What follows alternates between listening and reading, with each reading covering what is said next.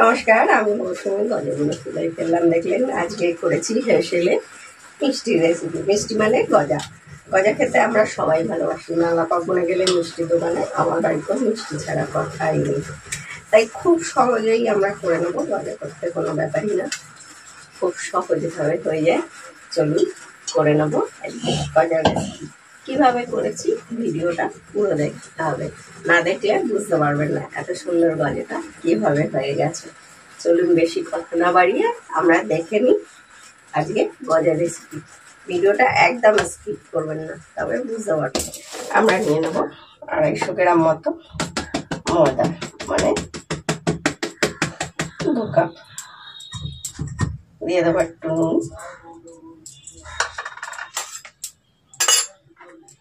আর একদম একটু সোডা, মানে এরকম চিমটে করে ধরলে 1 চিমটে। আর যারা পছন্দ করেন এখানে দিয়ে দিতে পারেন জোয়ান, কালো জিরে। আমার বাড়িতে এগুলো একদম গজাতে পছন্দ করে না, মিষ্টিতে। আমার নিজেরও ভালো লাগে না, তাই দিচ্ছি না। দিয়ে দেবো ঘি, আপনারা ডালটাও দিতে পারেন। আমি এখানে দিচ্ছি 1 চামচ ঘি, আর একটু তেল দেবো। ঘিটা দিলে বেশ সুন্দর ঘিয়ের গন্ধ হয়।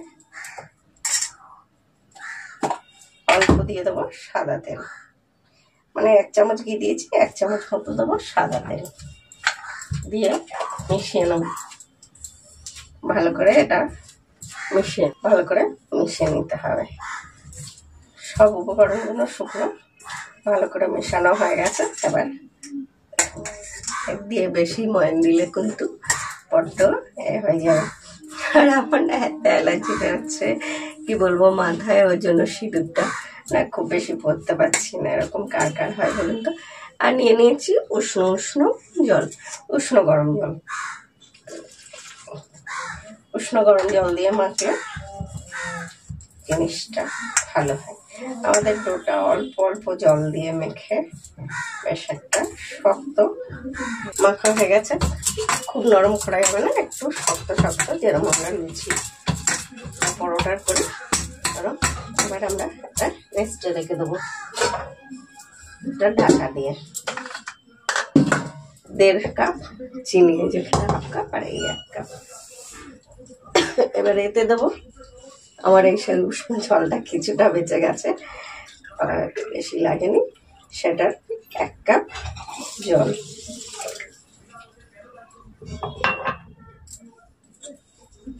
দিয়ে শিরাটা তৈরি করে নেব। চিনিটা এটা মানে বেশ একটা চটচটের মতো যখন হবে, চিনিটা গলেনি, তখন বুঝতে হবে হয়ে গেছে। বেশ চটচটে হয়ে যাবে, তখন বুঝবেন হয়ে গেছে। আর হওয়ার দরকার নেই। এবার আমরা দিয়ে দেবো এখানে 4 ভাগের 1 ভাগ লেবুর রস। লেবুর রস দিলে চিনির রসটা বসে যাবে না। আর আমি একটু আগেই করে নিলাম আটাটা রেস্টে দিয়ে। আপনারা গজাটা ভেজেও রসটা করে নিতে পারেন। আমার এটা পরে একটু আমি আবার দেওয়ার সময় গরম করে নেব আটাটা। এটা বলছি ময়দা, এটা কিন্তু অনেকটা হয়ে গেছে। আমাদের রেস্টে রাখলে বেশ সফট হয়ে যায়, নরম হয়ে যায়। এটা আর একটুখানি আমরা এটা বেলে নেব।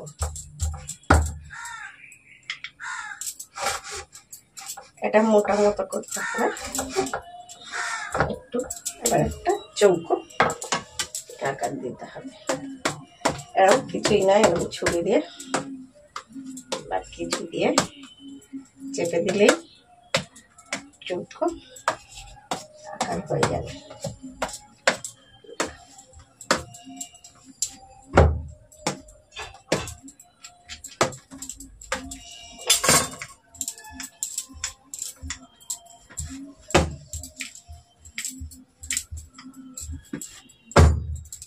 আমরা একটু খুব পাতলা করা যাবে না, বেশ মোটা একটা রাখতে হবে। কতটা মোটা আছে এটা। হোক এমনি হোক, গজা খেতে আমরা মোটামুটি সবাই ভালোবাসি। এটা আমি 3টে করব।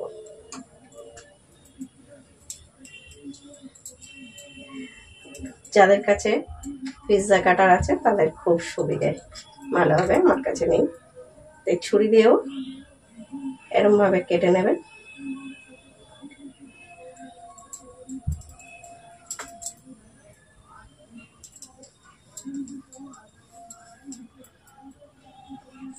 সাইডটা আমি একটু বাদ দিয়ে নিচ্ছি, মানে এটা দিয়ে আমি পরে একটা করে নেব।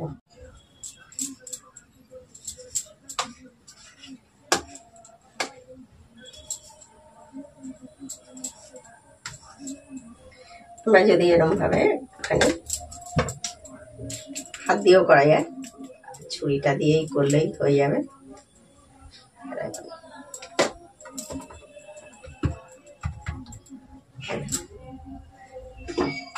এরকম ভাবে কেটে আমরা সবকটি করে নেব।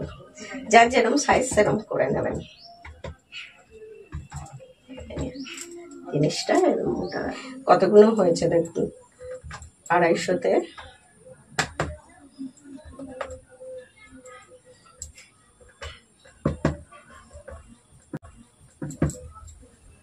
এইভাবে সমান করে নিলাম সব কটা।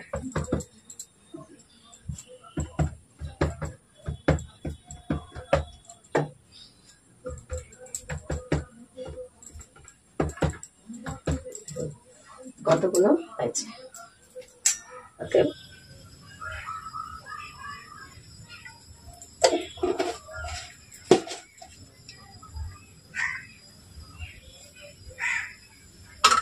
দেওয়া যাবে না, আর এই সময় একদম আগুনটা লো করে দেবেন, না হলে কিন্তু ভেতরটা ভাজা হবে না, কাঁচা কাঁচা থাকবে।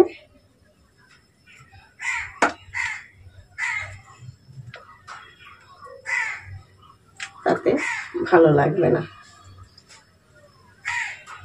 হয়ে গেছে, একসঙ্গে বেশি দিলে কাটাকাটি হয়ে যাবে। আমি 6টা দিয়েছি, আর এখানে আছে 5টা, আর একটা লাস্ট যেটা ছিল আটাটা সাইড কেটে সেটা দিয়ে।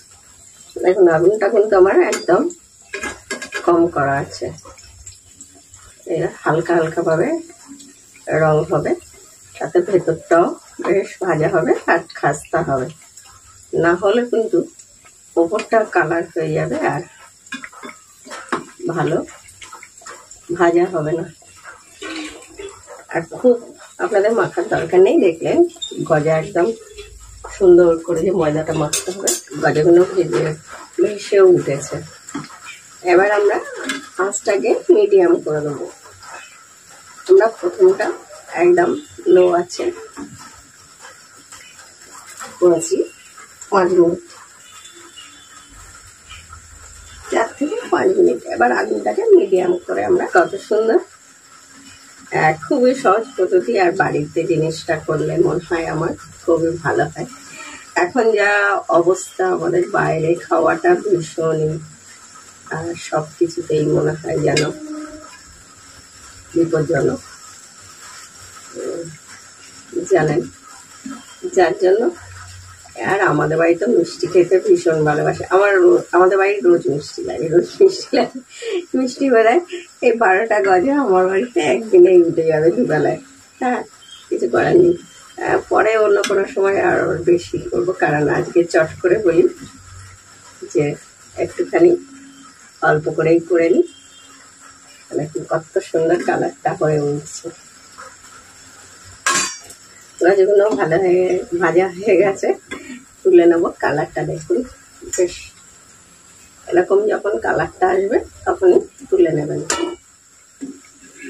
আর এই গরম অবস্থায় একদমই কিন্তু রসে দেওয়া যাবে না, একটু ঠান্ডা হতে দিতে হবে, আর তারপরে আমরা রসে দেবো। গজা কিন্তু একদম সমান সমান হয় না, দেখেছেন তো, কোনটা ছোট কোনটা বড়, এবড়ো খেবড়ো, তার জন্য করার কোনো বেশি ঝামেলা নেই। গ্যাসটা কমিয়ে এবার এই কটা দিয়ে দেবো। গজার নিজস্ব কোনো সুন্দর মানে দেখবেন তেরা বেঁকা উঁচু নিচু হয়। কটা ভেজে নেবো একই পদ্ধতিতে, গ্যাসটা কমিয়ে দিয়ে হয়ে গেছে, কালার হয়েছে, তাই না? যদি আপনারা যদি 500-1 কিলোর করেন প্রচুর হবে। 250তেই এরকম বড় বড় 12খানা গজা হয়েছে। এগুলো একটু ঠান্ডা করে নিতে হবে, নিয়ে তার আছে গজাগুলো। আর এটাও অল্প অল্প গরম আছে, এবার এগুলো দিয়ে দিতে হবে। খুব বেশি গরমে দিলে কি হবে, বড্ড টেনে যাবে, টেনে গিয়ে খুব নরম হয়ে যাবে, খাস্তা ভাবটা থাকবে না। আর যার জন্য একটু ঠান্ডা করে নিতে হবে।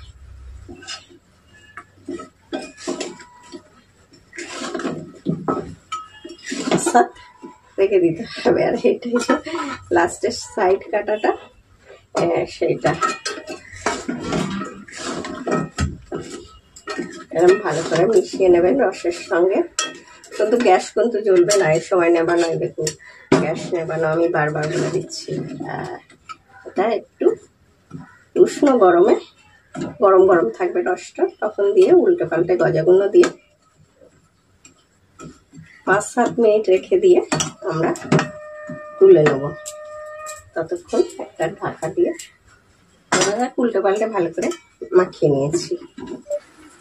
আমাদের রসটা বানানো হয়ে গেছে, গজাগুলো দেখুন চলে এসছে। এবার তুলে নেব। কত সহজেই এত সুন্দর গজা আমাদের রেডি হয়ে গেছে। এখন তুলে রাখলে পরে দেখবেন রসটা টেনে গেছে।